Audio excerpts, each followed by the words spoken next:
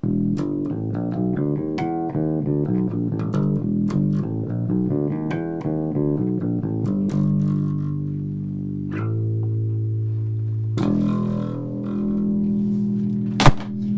is up, YouTube? I'm Video Gamer and I'm here to rock your socks off!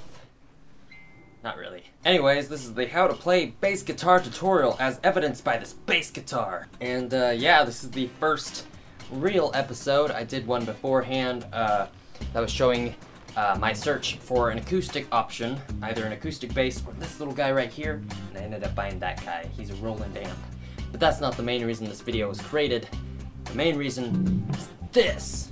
Bass tutorial. So today is episode 1. We're gonna go over the basics. Well, this is episode 2.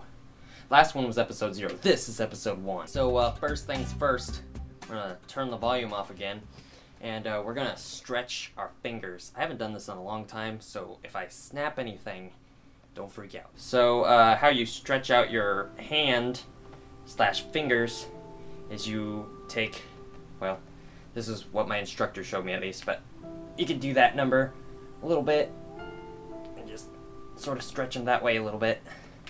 But mostly, first we want to get our hands warmed up by sort of just getting the blood flowing back into them again.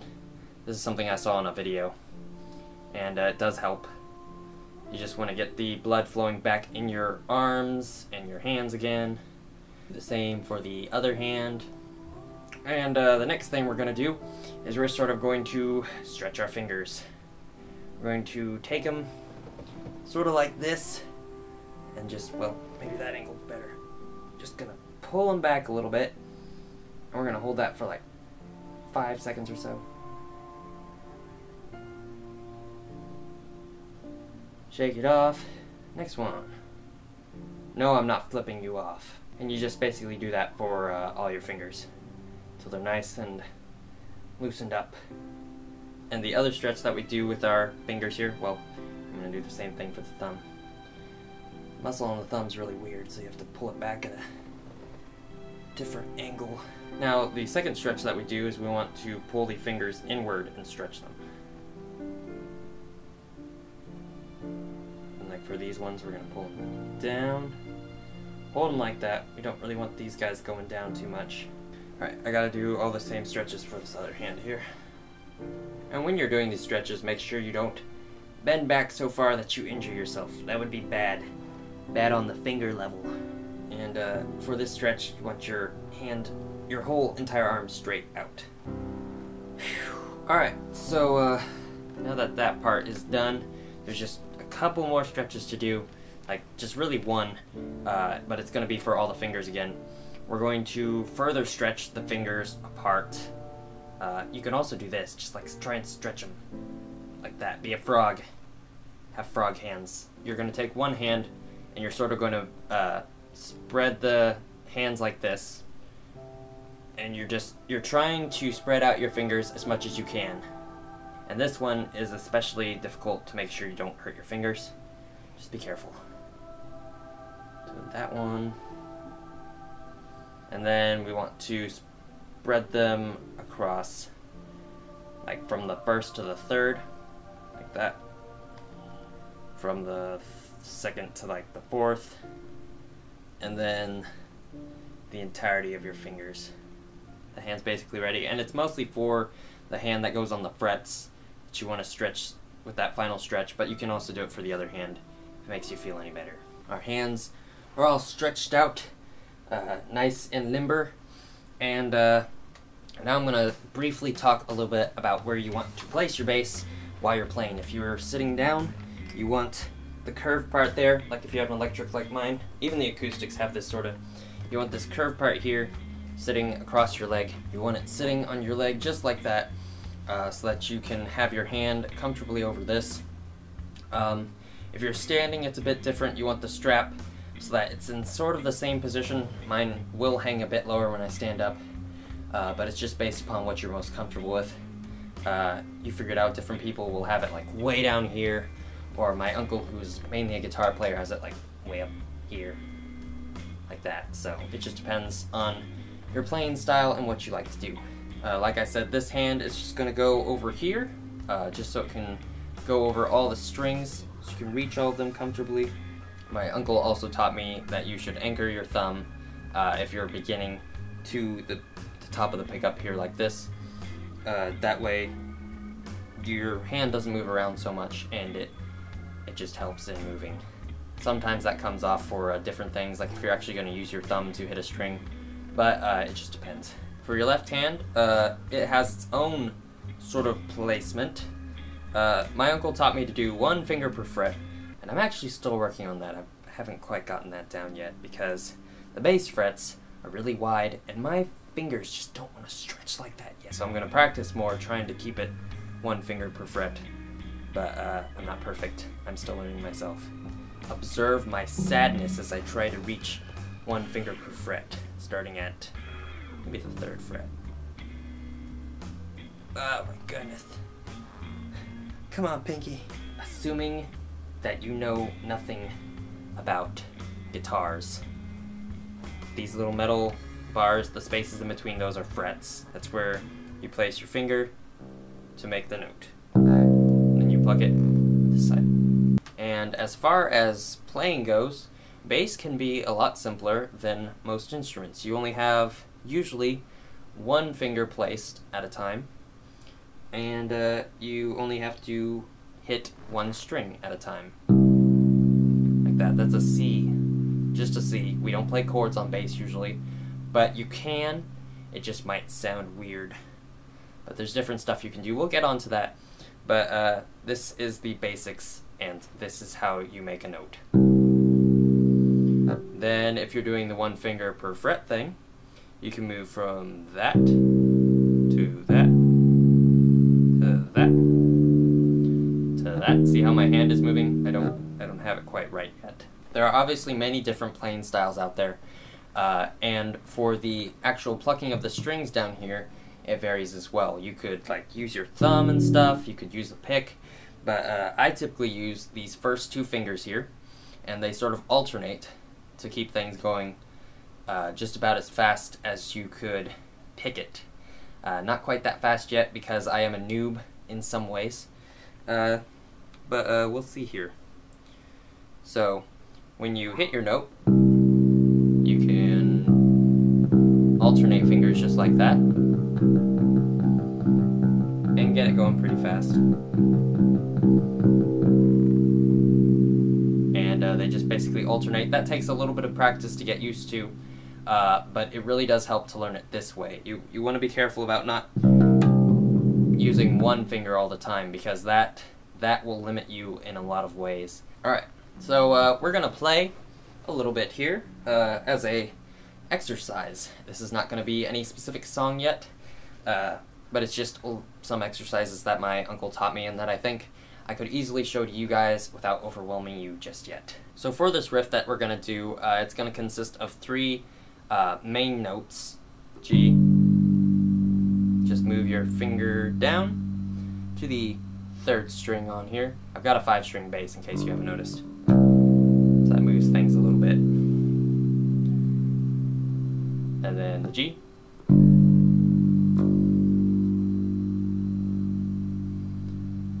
And then we're actually going to go to the D. And because I am so ill-trained in this, because I do not discipline myself, I have to use my pinky to hit this. Goodness, I can't even begin to reach it with my 3rd. Alright, there we go. Here, I'll strain myself for your guys' amusement. Hit the D. Is that better? And then we're going to go back to the C. And then the G. And this is the basis of the riff we're going to be playing today. So it'll go G, G, C, G, D, C,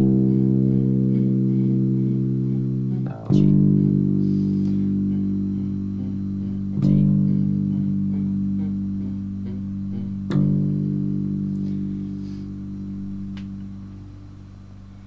and then we'll go on from there.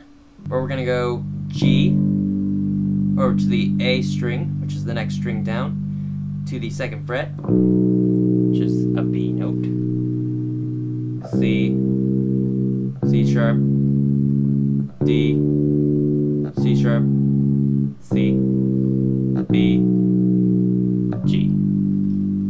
And that's just going to be a little riff slash lick. My uncle calls them licks. But we're going to do that again, and we're going to practice that a little bit.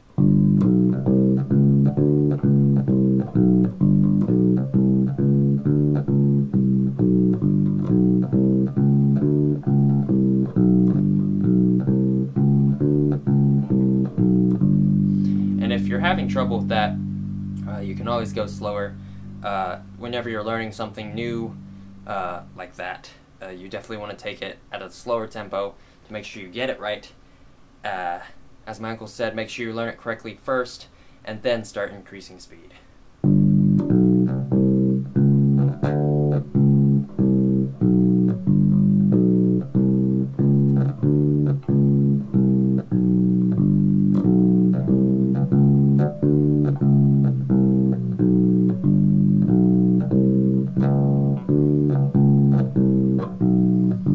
I'm out of practice.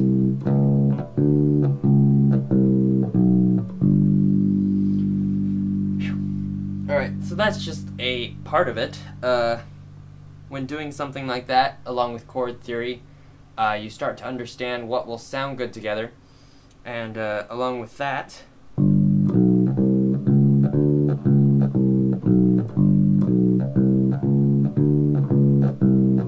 going to hit the C. And we're going to do sort of the same pattern, except following after this. So we're going to go here, here, here, on the D string.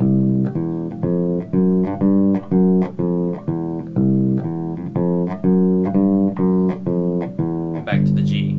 So that's a bit of a stretch there from that last note to the G. And it's hard to get at first. I know I had a lot of trouble getting that at first. But if you've practiced bass a little bit already and you've sort of grown accustomed to it, then you'll be better at this as opposed to someone who's just starting. So after you go through the G that second time after the C, it'll be the 3rd time that you're hitting the G. So you just came off the C.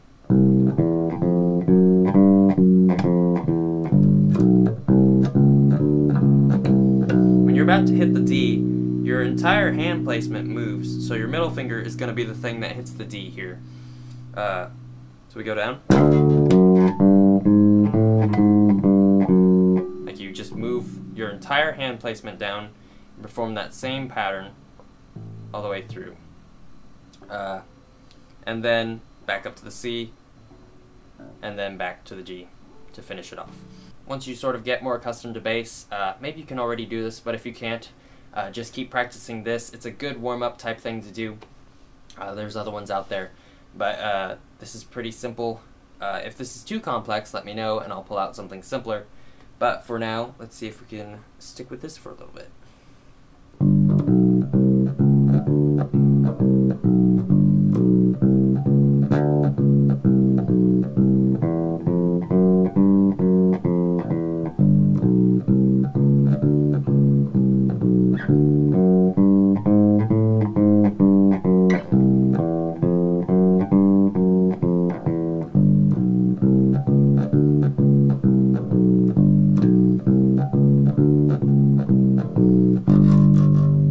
If you made it through it, good. If you didn't, I'll put a slower version soon after this stuff.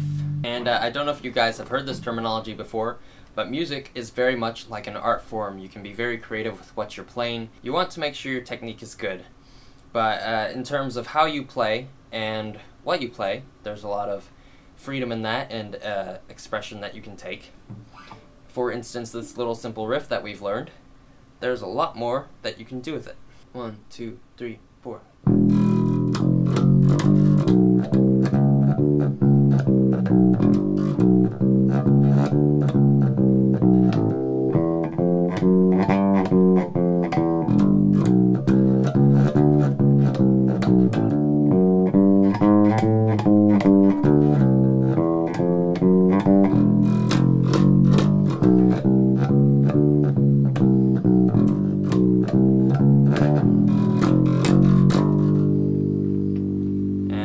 different things that you can do.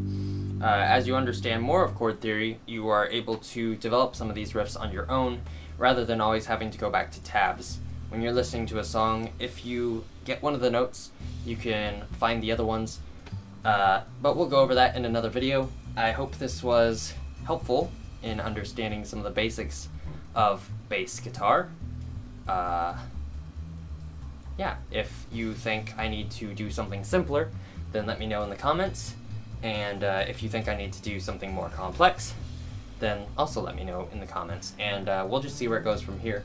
I've got a couple episodes planned, but after episode 4, I'm not sure where this is gonna go. So, thank you guys for watching. I hope your socks got rocked to shreds. I'm bad at this. And until next time, keep on bassing. Did I say bassing? Keep on playing. That's a good one, I think. Maybe. I don't know. See you later.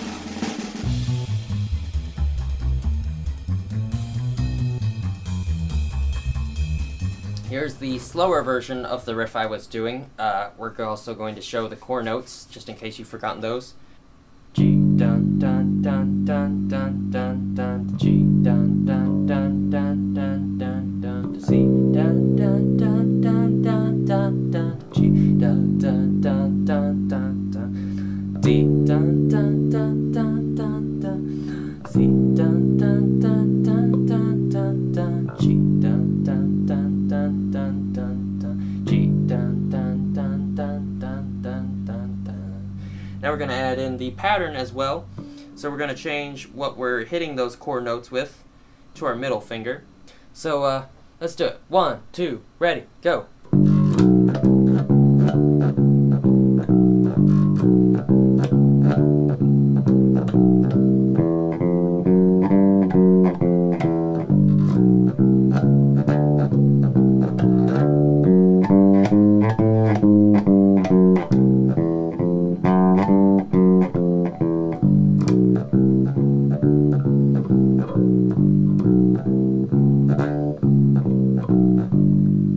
And then the great thing is I can just keep repeating and be a song in itself, if you feel like making it a song.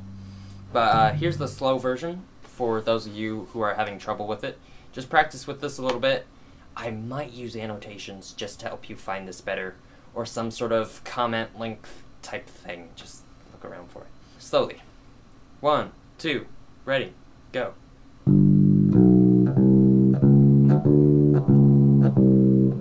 G.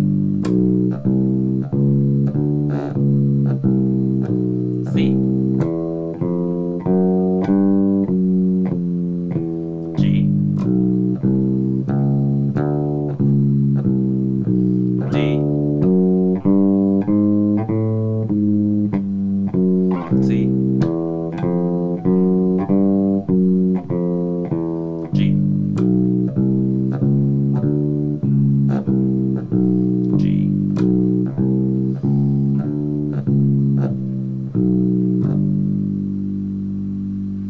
Great.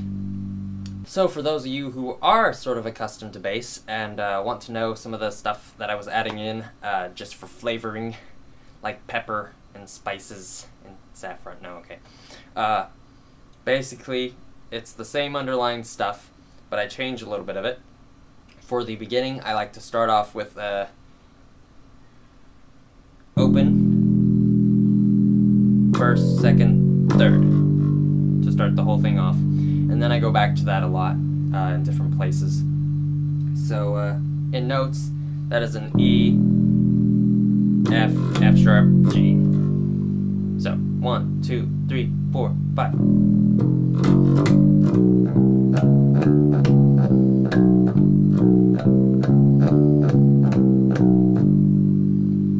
And another thing that might be interesting to throw in is like if you hammer on, I guess. Guitar players do that sometimes. Basically what you do is you take that same pattern, but we throw in a tiny extra note, like a half note. I don't know quite the note terminology, but here's what it sounds like. That thing. You leave it open first and then hit down with your your finger to finish that sound. And that's an interesting technique to throw into some things. I'm also playing more aggressively, I guess, as it's called, to give it more energy. You want to be careful about that to make sure it doesn't rattle too much. Hopefully I'm not, but if I am, please tell me, any experts out there. Little silly thing I do, but it just makes it sound interesting, is when I slide down to the D from the C. In the original thing, we weren't hitting the C before we went down to the D, but when you do that, it makes it sort of, just gives it a bit of variety. And then I added my own thing in, where I add open D back to the C, and then do the C pattern. But I don't do the whole C, I do part of it. And then we go back to the open E, F, F sharp, G. So I'll put that whole thing together for you guys again, so you can hear it and possibly practice it if you want to try all those crazy things that I put in. And just practice these different riffs, exercise with them if you're going to play other songs, and it helps you get your fingers even more prepared for what you're about to play next. So here we go. 1, 2, 3, 4, 5.